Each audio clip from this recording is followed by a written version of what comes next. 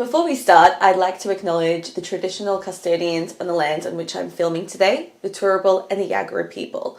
We pay our respects to their elders past, present and emerging.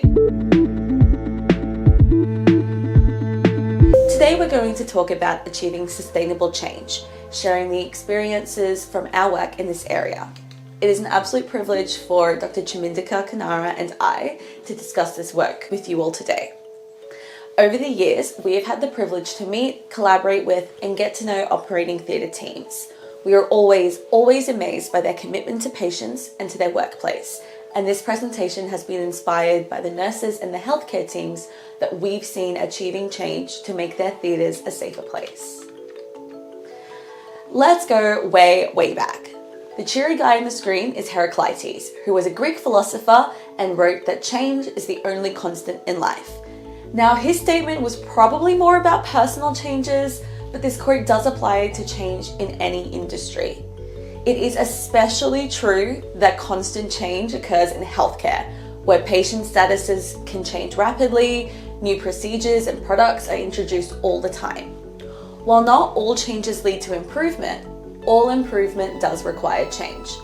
After all, without change, we would still be using opium, hypnosis, and hope during surgeries instead of anesthesia.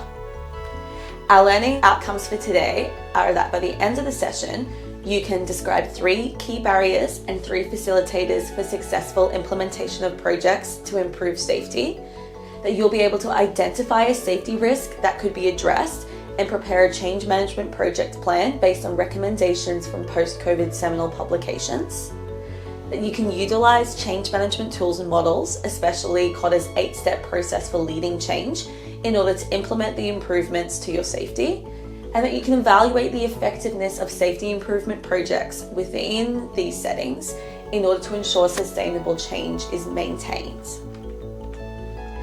Today we're going to be looking at when a change is necessary, those barriers and facilitators of successful change, how to utilize the John Kotter's change management tool for implementing safety, and a case study from Australia who went through an improvement project in their perioperative theatres. And then we'll have a look at some tips for evaluating projects to ensure that continual improvement. It's obvious, but still important to note that healthcare and especially perioperative suites are a complex environment with multiple stakeholders. These stakeholders include anesthesiologists, surgeons, nurses, scrub techs, vendor representatives, patients and their advocates, and infection control teams who must all work together in order to achieve the best patient outcomes. In this environment, there are many competing demands, including patient safety, infection control, meeting regulations, following best procedural practices, and choosing from the many available medical devices. So with all of these competing demands, it can seem difficult to determine what changes will actually be worth it. So let's have a look at when a change is necessary. By now, I think we can all agree that COVID-19 forced us to think about what we as individuals and also as part of a health system see as essential. A lot of the problems that arose during COVID, such as not having enough PPE and safety devices, nursing shortages, and under-resourcing patient care areas, are things that healthcare workers have been raising their concerns about for a long time. But the COVID pandemic provided a spotlight. It made administrators and governments see these existing issues in high contrast. 3.5 years on, there has been considerable research published about pre-existing safety issues in hospitals and the impact that COVID had. Some of the key themes from these publications were: number 1, staff and patient safety are intrinsically linked. We can't expect healthcare workers to sacrifice their own physical and mental health and not have that have consequences for patients. Secondly, we've learned that higher levels of controls need to be invested in and utilized. So in Europe, researchers talked with clinicians from 80 different hospitals regarding sharps injuries during COVID, which increased on an average by 23%. Half of the clinicians that they spoke to said that this increase was at least partly due to a lack of safety devices.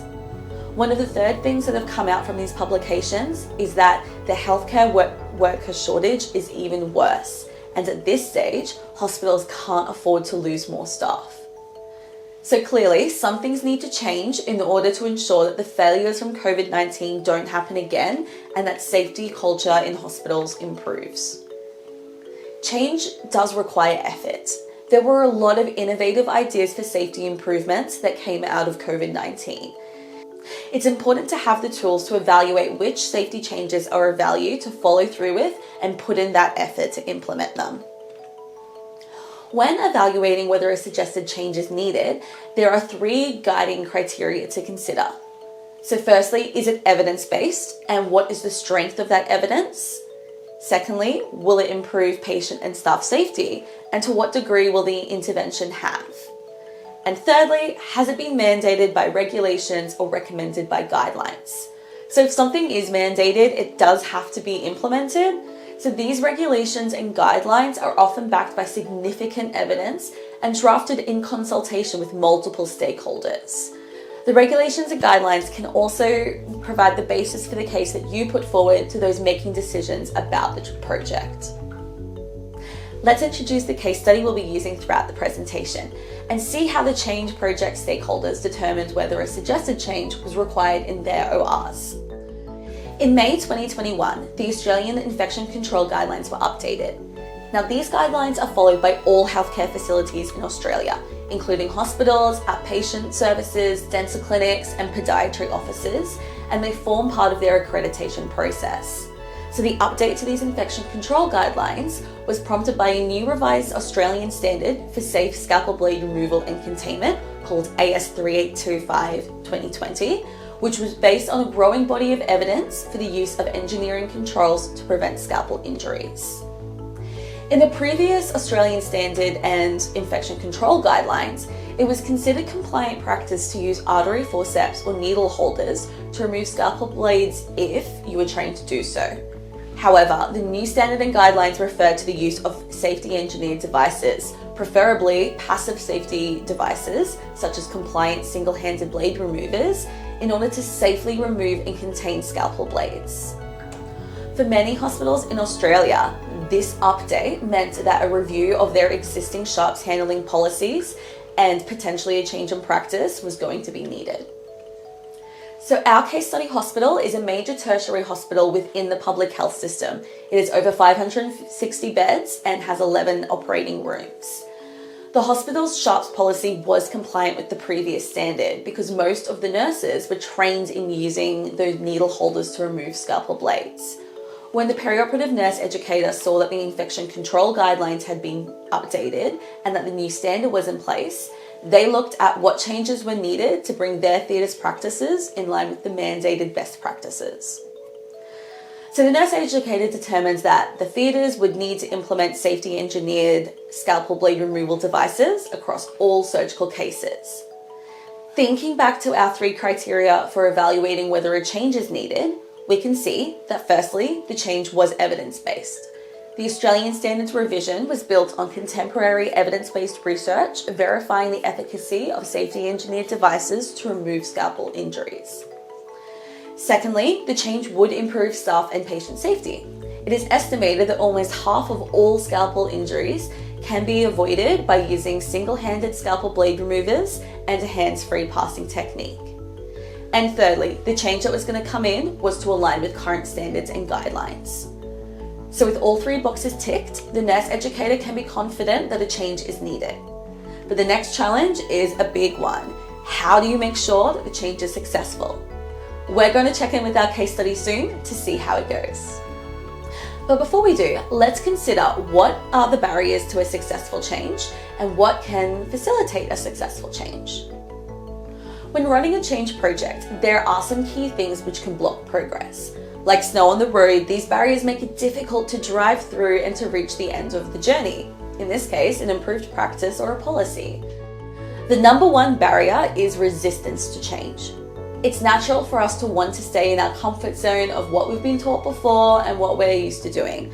I know that I'm as guilty of this as everyone, if not more so. What I guess has changed for me on a personal level is that now I'm much more aware of my natural tendency to do this and can actively push myself beyond my resistance to change. In operating theatres, there's the added pressures of time and making sure that patient safety isn't compromised by a new process. So it can feel that doing it the current way is the least risky option. When nurses talk to myself and Dr. Chimindika about their concerns with implementing a new safety device, it's rarely just about their own preferences or an "I couldn't be bothered." What does come up time and time again is the worry that if something goes wrong, I'll be distracted from the patient. Or I know that even if it is technically less safe, I'm comfortable with the old method and I know I can do it without making a mistake that would affect my patient.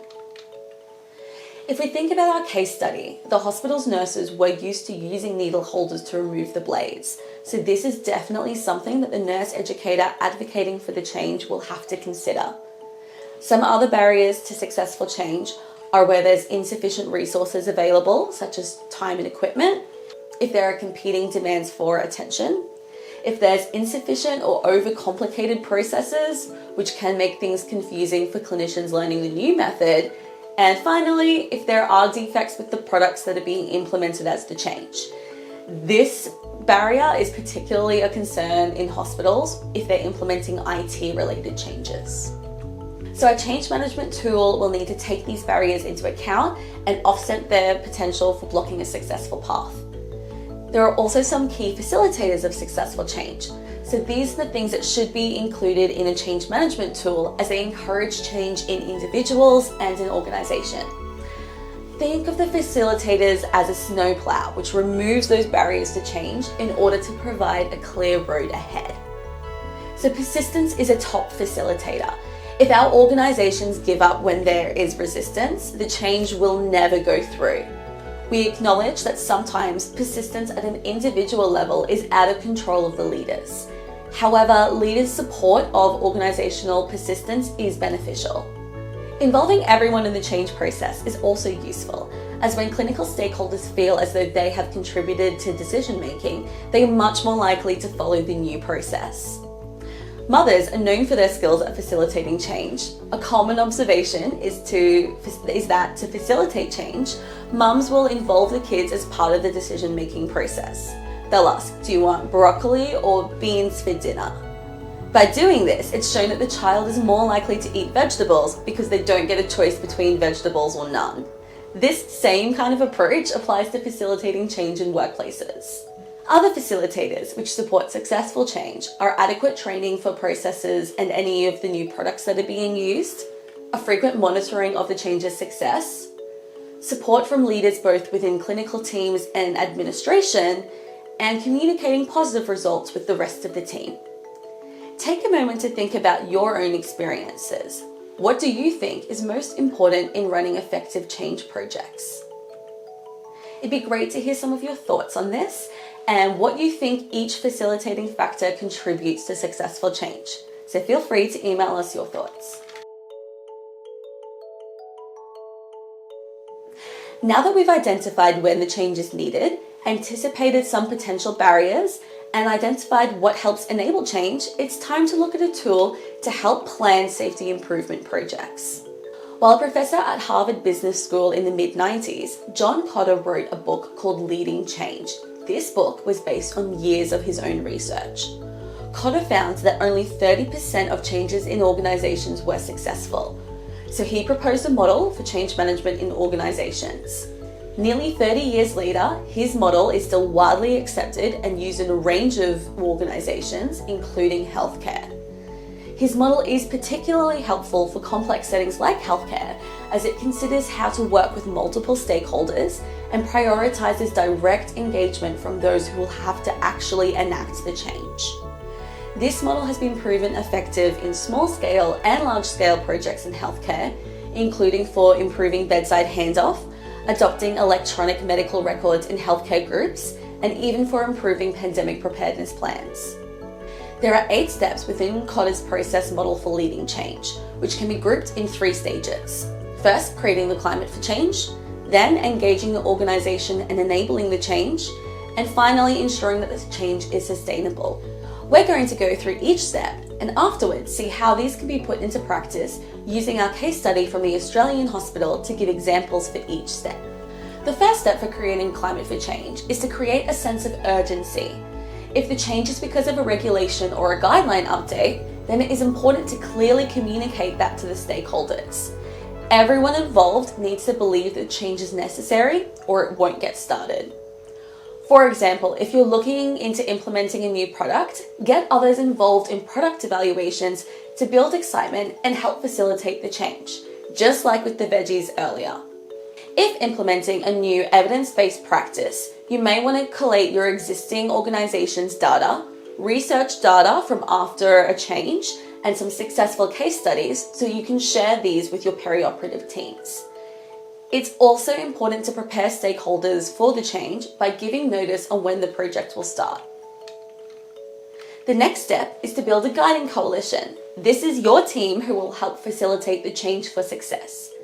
This team is usually made up of the champion, who's usually the person in charge of the project and advocating for the change, the guiding team, or the mini champions. So these are fellow clinicians who will help guide stakeholders during the change process. It's important to choose mini champions that people will trust and also listen to. So some senior clinicians and those who are on the inside of the social groups or of the departments are really good choices. Finally, outside support can be helpful, whether that's departments like infection control or surgeons if you're implementing in the operating theatre, or non-hospital support such as suppliers if you're implementing a new product. Just like how a rock climber will have a belay partner or a team for support and to catch them if they fall, the guiding coalition helps support the main change champion and can remove those barriers to prevent failure. Before beginning the change, make sure to have contact with your guiding team and outside support so that everyone's on the same page. Our observation has been that guiding teams who aren't on the same page can create confusion for those undergoing the change. So step 3, with the guiding team, develop the vision of the change project and outline your strategic plan. When evaluating the need for change, you would have already determined the central values underpinning the change, whether that was to align with evidence-based practice, improve staff and patient safety, to comply with the mandate, or usually a mixture of these. So this underpins your collective vision for what the change will achieve. It might also be useful here to give those outside of the guiding team the opportunity to bring in ideas. Then write down your vision and a plan, which can be easily communicated with everyone who would be affected. While Kotter's model puts this as a separate step, our observation in practice is that defining the vision and the plan is often a part of step 1 and 2 when you're creating that sense of urgency and begin working with your guiding coalition. So now that the culture of change is established, it's time to enable the change. With everything planned, communicating the change in a way that engages the rest of the team and stakeholders is vital. We want to capture their hearts and minds so that they believe that not only is the change beneficial, but it's also possible to enact. When writing a communication plan, experts will often talk about connecting to both the logical and the emotional aspects of stakeholders to increase your buy-in.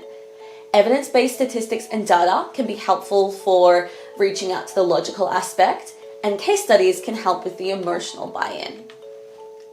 Using the available communication channels to your advantage, talking to nurse educators about potentially using protected learning time, maybe chatting to colleagues in a break room, or sending out an email with the main points regarding the change is really good strategy.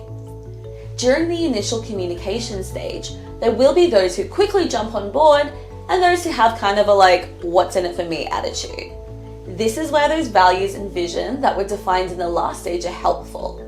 So you should take the time to clearly communicate why everyone should care, and this will save a lot of time later. Another way to counter that resistance to change barrier is to make sure there's plenty of opportunities for feedback and questions. This will help make sure that any of the concerns are addressed and reinforce the benefits of the change. And finally, while communication is important, it's equally important to be modeling the desired actions. Clinical teams watch their leaders very carefully. If those who are supposedly supporting the change isn't using the product or using the new method, then why should they? After communicating the what's, why's, and how's of the change, it's time to put the plan in action. Some of the ways to make sure that the implementation stage runs smoothly include making sure there's sufficient training and monitoring. So if you're implementing a product, utilize the support from the supplier to help provide instructional training and to help answer any questions. You need to ensure that the information about the change and resources are easy to find. So this would include the supporting clinical data, the new policy, instructions for use, and contact information for those who do have questions. You should recognize those who are actively working to implement the change. And finally, identifying those who are resistant to change and working with them to see what's needed. When working with first-time change champions, Dr. Chimindikar and I have noticed that there can be a tendency to feel as though the people that are resisting are the enemy, that they're the only thing standing in the way of you and achieving your goal. But that's just a misconception. In fact, a lot of the times, it is those who initially resist the change that can turn out to be your biggest advocates.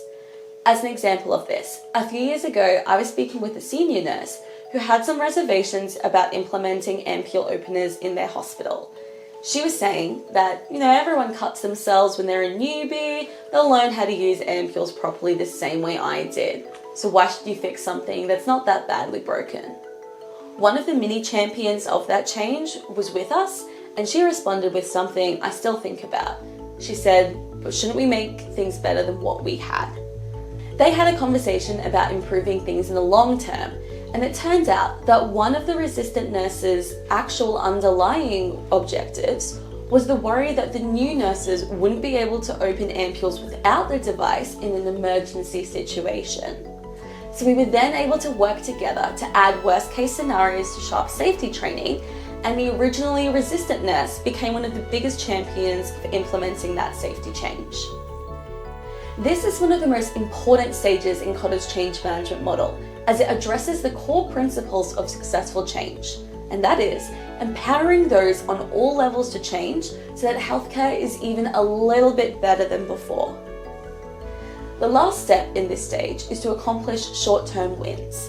Complete change takes time, and we want to keep momentum going by creating excitement around what has already been achieved. So break down the project into smaller, achievable goals, and then acknowledge those stakeholders who do complete them. Some ways to break down the project into short-term goals are including training completion goals, staging your improvement goals, so for example, reducing harm events by 10, then 20, then 30%, and if you're doing product implementations, setting usage number goals. So for example, using them in 30% of surgical cases, 50, 70, etc. Some of the best examples of this stage are found in primary or elementary schools. So reading challenges are often broken up into short-term goals, and then students receive a small prize at each of the stages as encouragements. A lack of short-term wins de-incentivizes stakeholders to keep going, which can mean that long-term and sustainable change will not be achieved. Now we'll look at the final stage of Kotter's model, that is, enabling sustainable change. So without this stage, the change may only last a few months instead of being long-term. A really clear example of short-term change that was then forgotten is hand washing. So during the SARS epidemic, increased hand washing practices were put in place. These only lasted about 6 months before reverting to regular levels. We do not want the safety improvements that are implemented from the lessons learned in COVID to repeat this reverting. Many change projects fail because victory is declared too early, like if a triathlon athlete declared themselves a champion after only the biking leg of the race. Just like a triathlon, it takes hard work and durability to continue past the short-term wins to keep going and maintain the change. With the Guiding Coalition, evaluate your progress to identify what's going well and what can be improved. If something's not working, bring in new ideas from the clinicians who are learning the change. And for long-term improvements, it's important to keep communicating the vision and the benefits of the change so that everyone stays motivated. Once the goals are reached and the teams have embraced the change, the last stage is to make sure that old habits don't slip in and that the change sticks. Research has shown that nurturing a culture which celebrates continual improvement is crucial in order to ensure a sustainability of change. When we expect that things need to change to improve, we are less likely to slip back into the old comfort zone of bad habits. One of the best ways to ensure that change is permanent is by finding ways to build it into systems.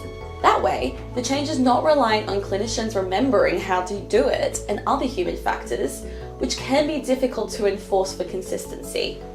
Some ways you can build it into systems might be updating product preference cards, conducting refresher training at regular intervals, and updating induction plans with the now current process. Sharing success stories about the change can also encourage everyone to maintain the change. You can do this in internal newsletters, maybe a poster in the break room, or even just chatting about the improvements with colleagues. Time for another reflection question. I want you to think about a time you've had to change a process or practice in your healthcare setting. So what do you think went well and what didn't work?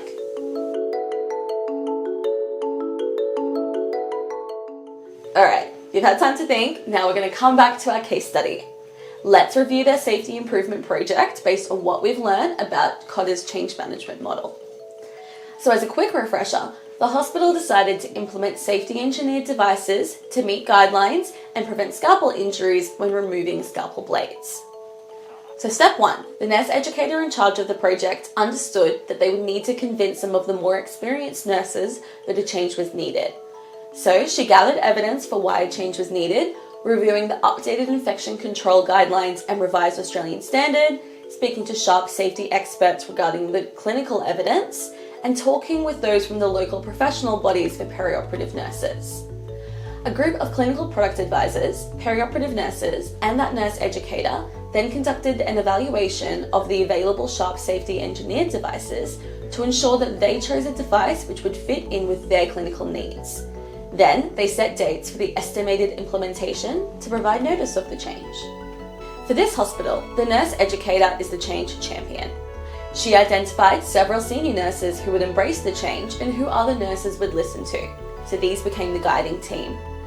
As education on sharp safety was identified as a necessary part of the change project, the nurse educator reached out to us as some outside support. And then they also worked with the local representative from the supplier to coordinate in-servicing and product training. Prior to the rollout, the guiding team were provided with instructional training on the scalpel blade removers which were going to be introduced. This training also included a summary of the guidelines to help the guiding team communicate the necessity of the change, and also some of the common questions that perioperative nurses have asked in implementations of these devices in other hospitals. The vision of this project was fairly simple as it was based on guidelines. So their identified values were to ensure that the hospital aligned their sharps handling processes and procedures with best practice, that they eliminated preventable scalpel injuries to staff, and complied with the updated guidelines and standard. The implementation plan and strategies were made in consultation with the guiding team. Their goal was to implement safety engineered devices in all surgical cases where standard blade and handle scalpels were being used. And at this point, the stage was set to engage with the organisation and enable the change. The first part of the communication step was an educational session that was conducted by Dr. Michael Sinnott, who is a clinician, researcher, and well-known advocate for sharp safety. In order to make sure that the nurses on all shifts were able to participate, this education session was coordinated to help combat the potential resistance to change and went through the clinical evidence and mandate summary, how to use the safety engineered device, and also provided time for feedback and questions. The change and the reasons behind it were communicated to all of the perioperative nurses through email, in-person information days and training, and product instructional reminder posters, which were provided by the supplier's representative.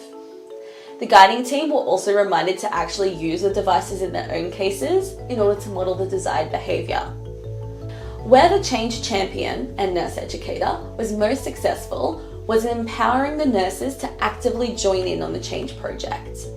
Multiple product sessions were provided, with members from the guiding team and the supplier's representative present to help with any questions and counter negative communication from those resisting the change. The nurse educator anticipated that a lack of resources was a potential barrier, so she arranged for plenty of resources to be available for nurses wanting to participate and wanting to practice using the devices. This included sample products from the supplier, some blunt scalpel blades as an additional control measure when practicing with new devices, And also she worked with a supplier to ensure that their training app would help enhance the training for those who might miss the in-person sessions. Feedback was actively sought to identify the issues and provide support when needed. Some nurses found that they required a little bit more one-on-one help with the trainers in order to build muscle memory, and this suggestion was taken into consideration when the next round of training was undertaken. To encourage those who were undergoing the change, the project was broken down into, first, completing product training, second, putting the product into standard purchasing processes, and thirdly, they reached staged usage goals.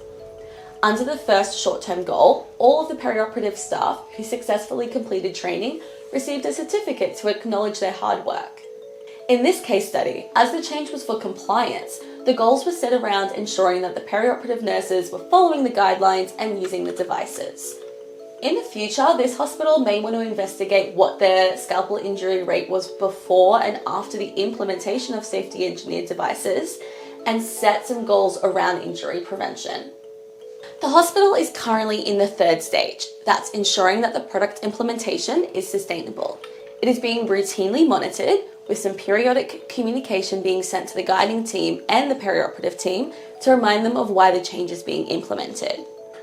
As part of the progress evaluation with the Guiding Coalition, those helping with the training identified that in-person training was helpful for nurses in order to make them feel comfortable about the change. Based on usage numbers, it was also evident that some of the nurses were reverting back to using needle holders to remove scalpel blades, which goes against the change project's vision and the infection control guideline recommendations. So the team discussed new ways to reinforce the vision, including running some additional in-person training sessions.